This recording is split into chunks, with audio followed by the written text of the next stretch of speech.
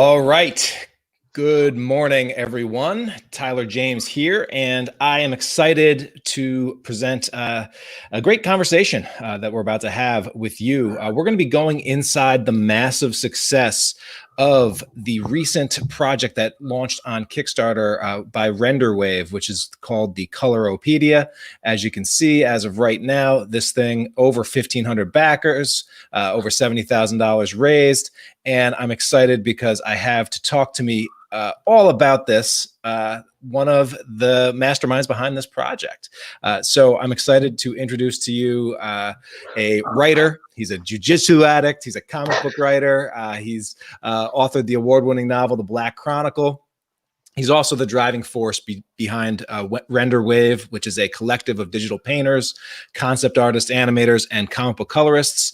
And again, Renderwave has recently launched this massive how-to guide for everything to do with digital painting and comic book coloring. And so I'm excited to welcome the mastermind behind Renderwave's Coloropedia, Oldrich Stibor. Hey, welcome to the podcast, Oldrich. How you doing? Good. How you doing? Great.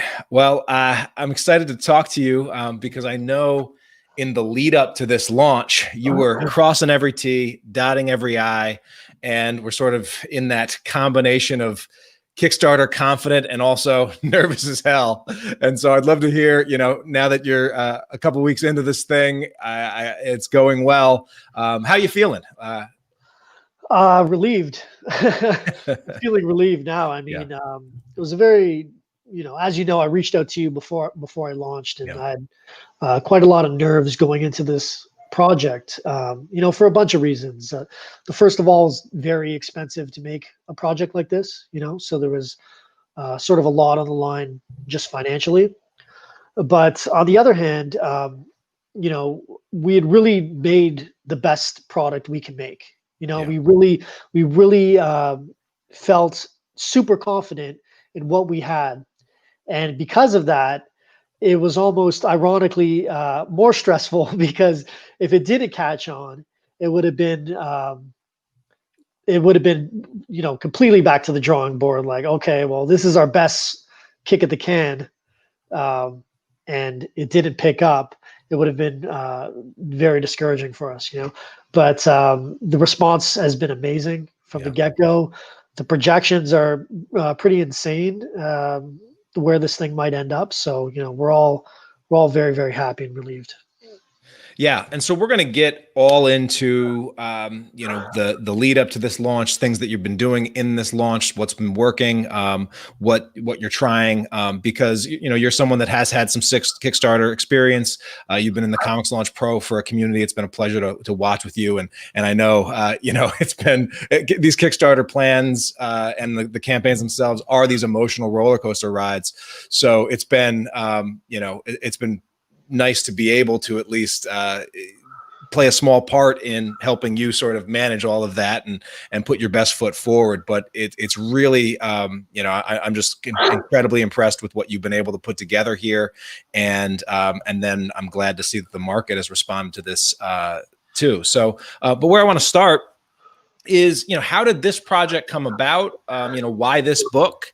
And why was this something that you had to do, and the Renderwave crew, how did that all come together? Give us a little bit of the history and the background. Well, where do you start that? Well, I guess really where the idea came from originally was just a need that I saw in the marketplace for this book. About 3 years ago, when I started getting into Kickstarter and creating comic books, I also became very obsessive about digital painting at that time, comic book coloring.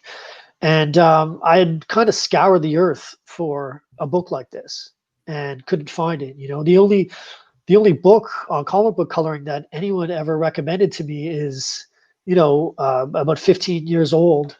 And I think even older than that. I think that one was even an updated edition of it. So for some reason, this content just doesn't exist out there, at least not in the way that, not in the scope that we've packaged it. So really it just came out of wanting to have a book like this myself and realizing that there was an opportunity there to be the one to make it myself. Yeah. And it's funny, digital coloring and digital anything. It's hard to imagine anything written about digital technology 15 years ago that would still be incredibly relevant today in terms of, the Right. software and the tools and the techniques and what's available there. So it's awesome that you've done this update and push some new things. And I want to just mention to anyone that's watching this live or watching the replay, if you have questions for Oldrich, please feel free to share them in the comments. Anything about digital coloring, anything about this book, Kickstarter launching, happy to do that. I also have created just an easy, simple link to get over to the Kickstarter, comicslaunch.com/color. That'll take you over there. That's our booster link, and we'll be talking about boosting and all of the strategies that you've employed for this launch going forward. But again, we'll make this participative if anyone does have digital questions or digital coloring questions. Tell me a little bit about the collective of Renderwave. So you got into really, into trying to find this stuff and find this stuff out. How did you sort of get involved in a community of creators and digital artists and colorists? Well, it was really something that we just created intentionally. I've made a couple comic books now, and in that time, I've met a lot of really amazing artists, just whose work I admire, and who have reached out to me about our projects or have backed our projects, and it really just grew from a few friendships that I had, created over the last couple of years. And we were always looking for projects to work together on, but most of this book, I should say, is not about comic book coloring. Comic book coloring is only one section in this book. So most of the artists in this book are actually digital painters. So, a lot of them didn't feel comfortable or confident coming into the comic book space. It's a totally different beast, being a sequential colorist and painter than being a digital painter. So this was really, I saw as an opportunity, maybe the only opportunity for me to work with some of the people that I really admire.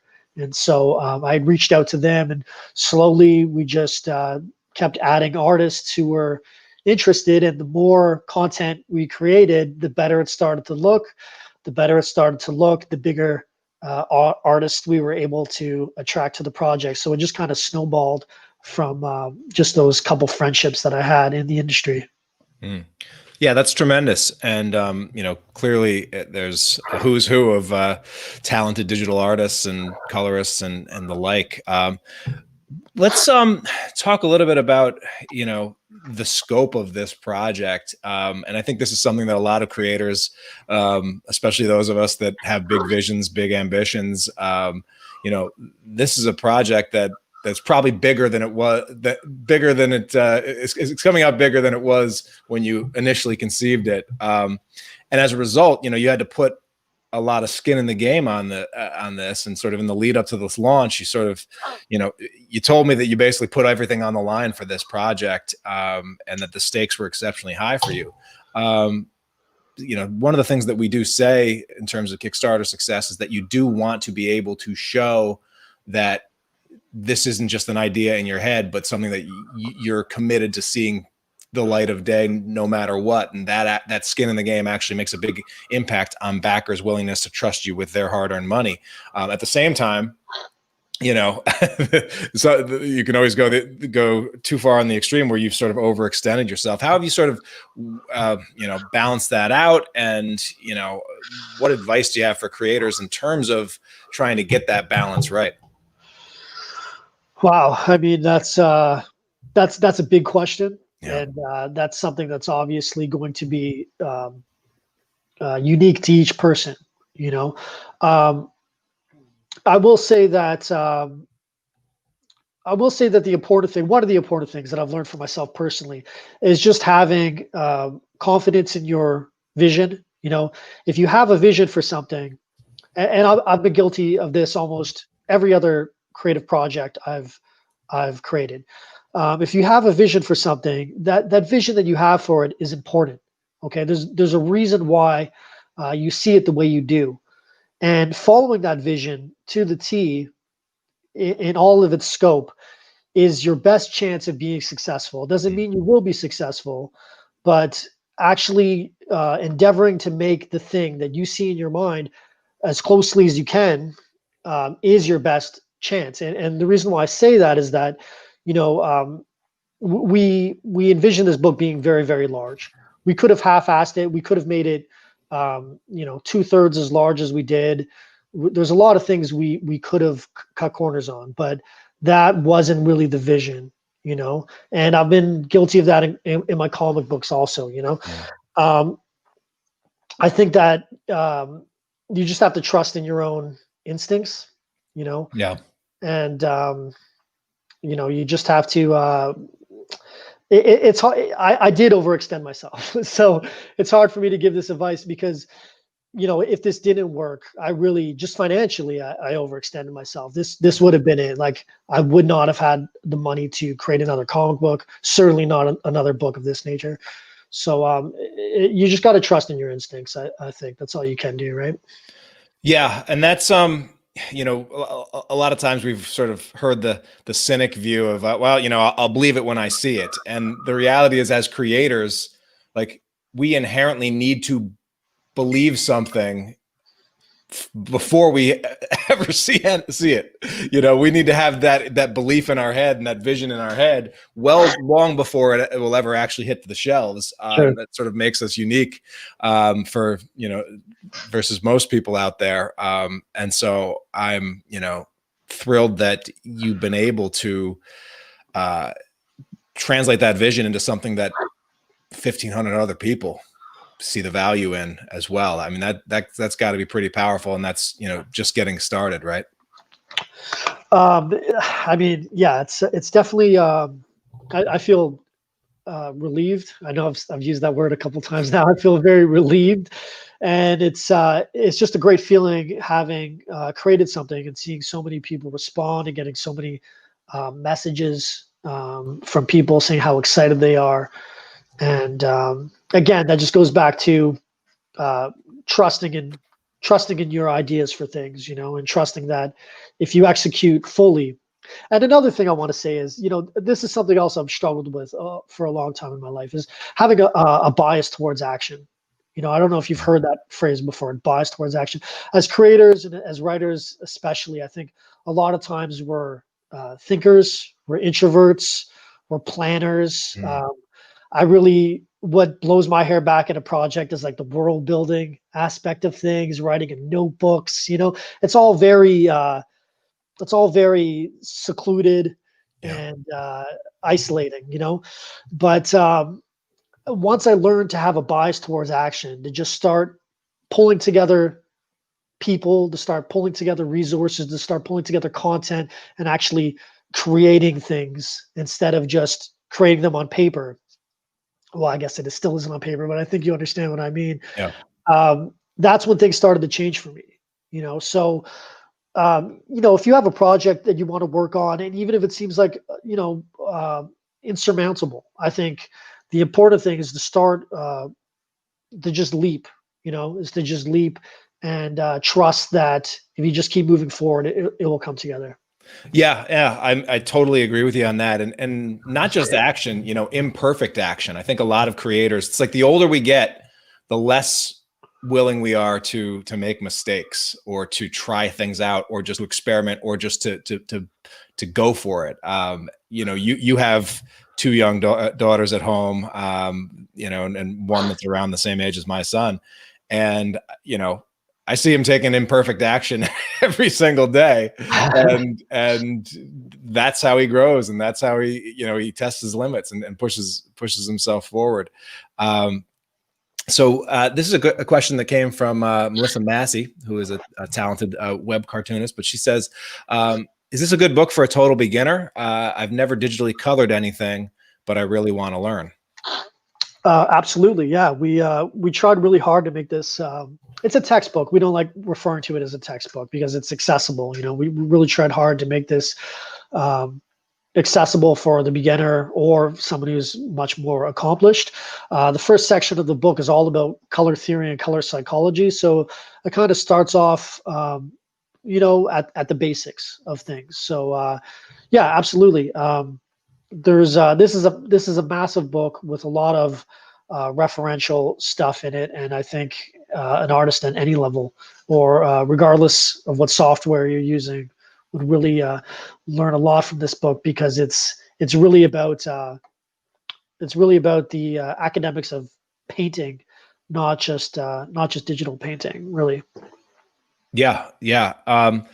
And speaking to the total beginner, or maybe people that have been out there for a little bit, what are some of the mistakes or that creators are make when they just first start to get into this world of digital coloring, or maybe you made, or other things that, what are some of those mistakes or areas where there are trouble spots, and how can the Coloropedia help? Well, all of them. Everyone makes all the mistakes. When you have to be bad at something before you can be good at it, no matter what it is. There's no way around that. Yes. So I think a big mistake people make is not trying to do the things that they're not good at. That's the biggest mistake. So if you're a digital painter, or remember back in the 90s, comic book artists never drew feet. They would always, the frames would always be cut off the feet, Smoke everywhere back in the 90s. Yeah, exactly. Dust clouds and rocks. Like, every battle was on a freaking quarry, I guess. A misty quarry, yeah. So that's a classic example of avoiding the things that you're not good at. So trying to learn the stuff that don't just paint the things that you enjoy painting. Paint the things that you don't enjoy painting because it's difficult for you. I would say that's the biggest piece of advice I've learned for myself. Yeah. And are there any particular of these artists, like any particular artist whose tutorial came in and you're just like, oh man, this is gonna blow some people away? Well, just the artwork itself. That's another amazing thing about the book, is that it's also kind of an art book. It can almost be a coffee table book. There's a lot of big splashy pages in it, and a lot of the art in it. I put this together as a fan. So I'm personally a fan of everybody that's in this book. So I think you can't project your taste onto other people, but if I came across this book, I would be. It's eye candy for me. So there's a lot of stuff. I think really what a lot of people probably find most helpful is the tutorial library, which is in the back of the book. And it's a large collection of one-page tutorials on all the things that we decided were probably the most challenging for painters. So shiny surfaces, fire, explosions, sunlight on water, all the different puzzles that colorists and painters sooner or later will probably have to encounter themselves. Yeah. And I like that this book much, Rob Multari said, I love that bias towards action quote. But it seems like this is a book that also biases towards action, because one of the things that you include is the line art for your series Light, which, is obviously gorgeous line art, but a good opportunity for people to put the tools and the tactics just right to work, testing on some really high quality art. So I think that was a nice addition.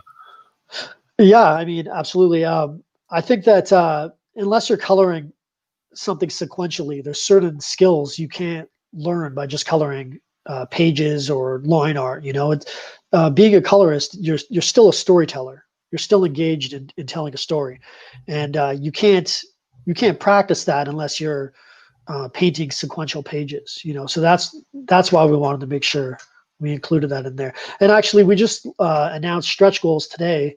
The first stretch goal will be a second comic book, Maelstrom #1. Once we reach, I think it's 120,000 Canadian, we're going to release that to every backer as well. Awesome. Yeah, awesome. So now, we were talking a little bit about this before we went live, but you're a father of two young girls under two, or two and under, right? 2 years Y- and 2 months. and and one's a newborn. You were yawning as we started the broadcast up, but I I'm mean yelling now. all the time, man. 2020, obviously, young girls, business, stress, creativity. How are you holding up? And has there been anything in particular that's helped you sort of just keep moving forward through this time? Well, I mean, the girls themselves, I think, it's one thing to be kind of a struggling artist when it's you. There's even something that's kind of romantic about it to some people. I know I felt that way for much of my life. I Not going to be a sellout. I'm going to do the right, grind. It's right, about and you kind it's of about the hours. and when you're a young man, you kind of enjoy the pain of it. Yeah. But now that I have kids and daddy's got to put food on the table, it focuses you. Yeah. It focuses you. Absolutely. Absolutely. And that has been one thing that this whole COVID situation has. It's like, and in some ways, it can be an advantage if you look at it like that, because most of us are going to fill up our days with stuff, like every day with stuff, and if you have less time or more heaped on your plate, the thing that you need to exercise the most and that you get the most exercise on is prioritization. And it turns out that prioritization actually is probably the number one skill of most successful people. It's like picking the right battles to fight, the right things to let slide, the right things to delegate. And so, all of us, I think, are getting a training in that. Absolutely. What's the saying? If you want something done, give it to a busy person, or ask a busy person to do it. Right? When you and you know this, when you have kids, your free time is significantly reduced, and ironically, you can get a lot more done when it's like a fish that only grows as large as its fishbowl will allow. Right? It's sort of like that with your activities. If you have all day to do something, you'll take all day to do it. If you have an hour to get something done, you'll get it done within that hour. So for me, one of the tricks I've done for myself, because I'm such a procrastinator, is to just create a situation where I'm as busy as I could possibly be, because it kind of puts my feet to the fire and forces me to stay focused on what I'm doing. Absolutely. So now you tried some new strategies during this Kickstarter launch around marketing, around getting the word out. Can you share some of the things that you've done that has, obviously the heavy lifting was putting together a world-class product and a world-class team. There's no really getting around that piece of the puzzle, but you still need to get the word out about this. So what, and execute on the campaign launch. What are some things that you've been doing, and how has it been going? Well, the main thing we did was we hired BackerKit to run ads for us. Yeah. Okay, that has been instrumental in the success of this book. I think it's a new service. You were even surprised that they were running ads, right? I think it's a pretty new thing that they're doing. I don't think they were doing this a few months ago. Yeah. So BackerKit, and they've traditionally been known in the survey post-launch survey management, add-on management, survey fulfillment optimization space. But they have continued to expand their offering, and your project is using them for the launch promotion. So is the Keanu Reeves. So you and Keanu Reeves are working with the same vendor to help get the word out. And I know that this was something that we discussed a little bit in making that decision. So can you talk a little bit about, like, and I know it was a bit of a scary decision to make for you working with them, given the way things are worked, but just talk a little bit about the decision that you made. Like what were you hoping that they would do for you, and how did you make the decision to actually say, okay, we're going to go for it? Well, one of the things I've had to learn the hard way throughout the course of my projects is that I'm not going to be good at everything, and I could get good at everything if I really wanted to. I could get good at Facebook ads. I've learned a lot, from your course in particular, but I didn't go to school for it. It's not my career. There's people out there who studied it. There's people out there who make their living off of it every day. So am I really going to be able to do a good of a job as they are? It's just like coloring a book, for instance. I colored my last book, Maelstrom, and I'm proud of the work, right? Yeah. But going forward, I don't know if I'm going to color a book again, because while I do think I've come a long way as a colorist, there's better colorists out there I can hire, right? So if you have the resources to do it and you take your project seriously, I think you should always put the best person for each job on the job, regardless of what that is. Yeah. And that's why I made the decision to let BackerKit run my ads, because there was no way for me to catch up to their knowledge on it in the time that I had, So it was a little scary because, the ad spend was incredibly higher than any of my other projects before. Yeah.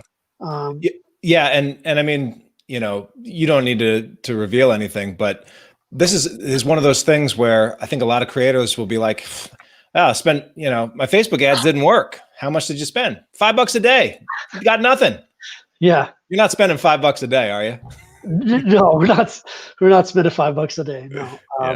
I felt the same way. I was doing the same thing for the last 2 years. I was running, literally $5 a day. I was running on my mailing list, Yeah. And sure, I mean, okay, you might get a couple signups, here and there, but if you really want to scale things up, you have to scale things up. Now has BackerKit taken you under the hood of what they're doing, or are you just just run your magic? Tell me what you did. Like how hands-on or at least how, in the loop have you wanted to be? Because I mean, this is one of those things where there are plenty of Facebook ads managers out there. BackerKit is just one of many agencies that would happily happily run ads for creators out there in exchange for a fee. So I'm just curious, how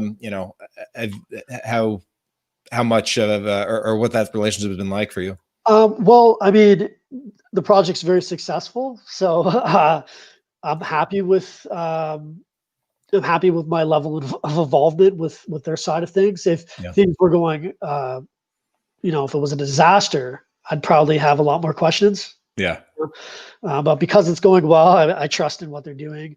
I do have links to all their ads. I've supplied obviously all the ad content and a media kit for them. We get updates every morning on all the metrics.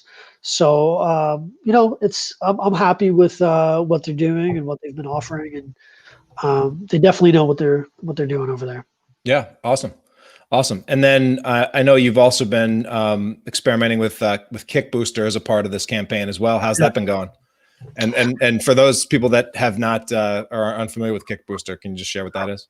Well, Kickbooster is an affiliate program where you can create affiliate links for people to promote your project, and depending, you can set your whatever commission level you want for them. I set it for 20% on my links, and any sales that they get through their links, they'll earn 20% of the purchase.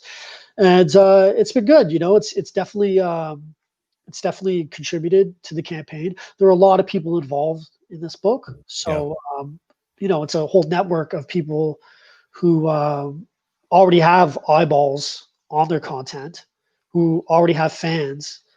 So it just made sense to extend affiliate links to people who would be in a position to, offer something that their own fans might be interested in. Yeah.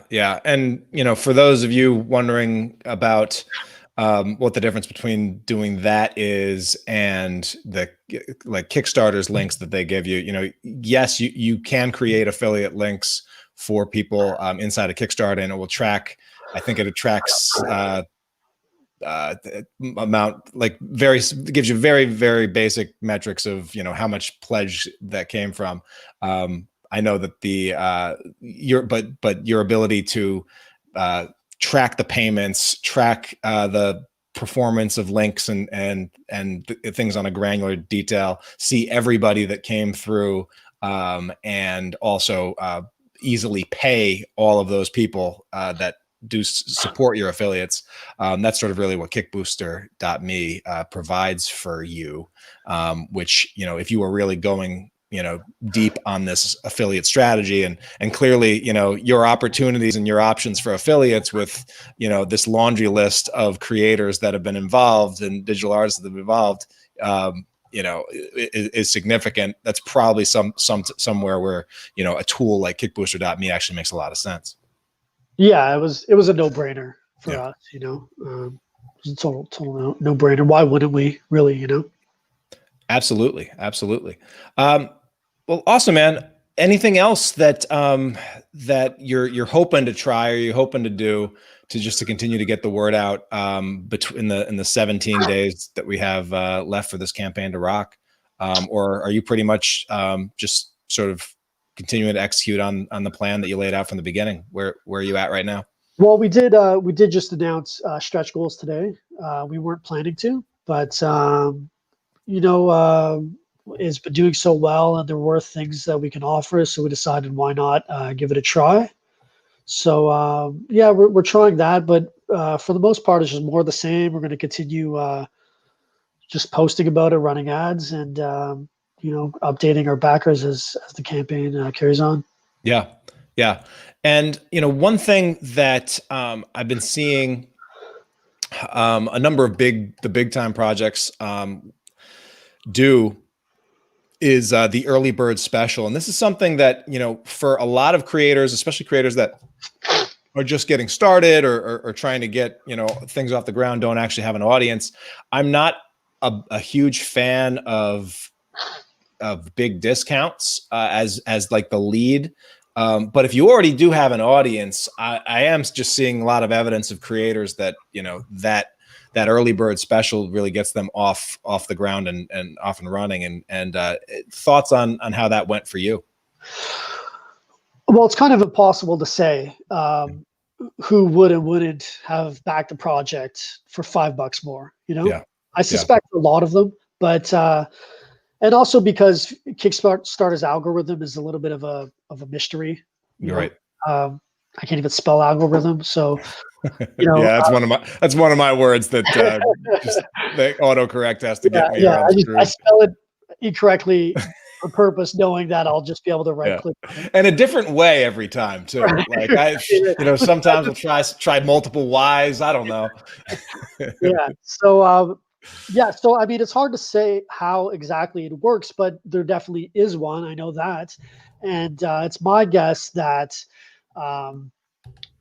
traffic, a certain influx of traffic is going to get you noticed by the algorithm. So I guess that's the logic behind doing an early bird discount. Is you want to get people, you want to get the attention of the algorithm as fastly as possible. You know?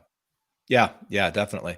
Looks like we just got a pledge that came through Facebook, so that's awesome to see. And you know, besides the Facebook ads and the you know, the Kick Booster stuff, is there anything else that you're doing sort of as a organic traffic or just sort of a daily updates? What are you sort of doing just to keep the drumbeat going outside of the paid stuff? Our Instagram, our email campaigns, nothing radical. Yeah. You know, nothing experimental or out of the ordinary. Just continuing to remind people about it. Yeah, I mean that's it, right? Yeah, I mean, yes, a lot of times it doesn't need to be more complicated than that. So this is awesome, Oldrich. I'm really excited about this project for you. Again, if you want to grab it, comicslaunch.com/color will take you right to the Kickstarter. There's a lot of great pledges and upgrades, higher end things as well. And even if you're not if you have no interest or anticipation of being a color artist, this is going to make a gorgeous coffee table book, because there's some sensational artists involved. I've often said that color is one of the weaknesses in my armor as a creator. I know what I like. I know what I don't like. I can't articulate it terribly well. And so I do appreciate tools and resources like this to continue to get better on that, and maybe, who knows, maybe I will eventually match my son's outfits correctly as a result of learning a little color theory from time to time. Before I let you go, what's next? This book is obviously a success. You're shooting for January 2021 delivery, so that's going to be an exciting and fun fulfillment project for you. But what are you looking forward to going into the new year and beyond? Well, now we have some resources to play with, so we're going to continue. We got two comic book series that we're developing. Yeah. One is Maelstrom, which actually we had to pull right before this. Right before the Coloropedia launch, we pulled the Kickstarter in order to focus on this one. Mm-hmm. So we're going to finish a couple more issues of that and then relaunch it. That way we can follow up our issues quickly once the campaigns conclude. And we are doing a couple more guidebooks, art guidebooks. We're going to be doing volume 2 of the Coloropedia. Mm-hmm. And we've already started pulling together content for that. And we have a couple more projects that we're going to announce in the next few weeks. It's exciting stuff, man. Well, I'm really thrilled for your success and all the stuff that's coming. I'm glad that you're able to breathe a little bit easier. I know that never goes away because, bigger the launch, the bigger the promises that need to be kept and all of that. So I know that even though it's a relief, it's still, on your shoulders and everything. But, doing hard stuff is how we get to do more do bigger stuff. And so I'm thrilled with your growth and the community that you've built here and the product that's ultimately going to come from it. So can't throw you a big enough high five for that. Thanks, man. I appreciate it. I just have to say, man, just you and the courses that you put out were instrumental in a lot of this success. It's a lot of information to take in. I think you have 4 courses through Comics Launch Pro now. Yeah, right? At this point, a big part of the reason why I sort of moved Comics Launch Pro from like a membership model to hey, it's a one-time decision to join us, and then you've got lifetime access. Because, I've tried to boil everything that I've learned in 15 plus years of publishing into courses, but it is like drinking out of a fire hose if you're not really focused on just that just-in-time learning for what you need to do most. But yeah, absolutely. It's like going to school. If you were going to do all the courses, it'd be like going back to school. That's how much content it is, right? So I know for anyone out there who's feeling discouraged with their own projects, just stick with the course, stick with the content. You're not going to absorb everything you read right away. You're going to have to revisit things, and you're going to have to double back and make some mistakes. But I just kept going back to the courses and rereading things that just didn't stick the first 5 times because I'm a dummy, and eventually you just keep at it and it'll eventually click, So I just want to thank you for putting out that course and always being super helpful in the group. Anytime I've had questions or whatever, you've always been there to answer it. So you've been a big part of this success of this book, and I just want to thank you for that.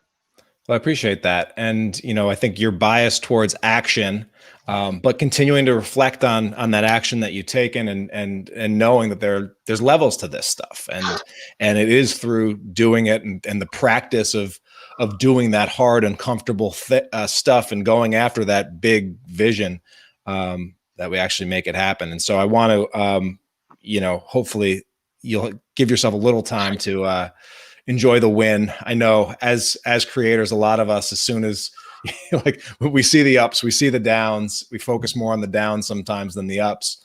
But, this is just, I think you've really tapped into something and a need for the marketplace, and just keep filling it, man. and you're going to see good things happen. So I thank you so much for sharing this resource with us and the Kickstarter launch. Again, go over to the Coloropedia. It's on Kickstarter right now. Over 1,551 backers right now. Over $70,000. A lot of time left on the clock. Thank you, Oldrich, for being a part of the community and also for launching an awesome project on Kickstarter. Congrats. My pleasure. All right. Take care, everyone. And for everyone watching, we can't wait to see you launch what you've got inside of your head in the near future. All right. Thanks so much.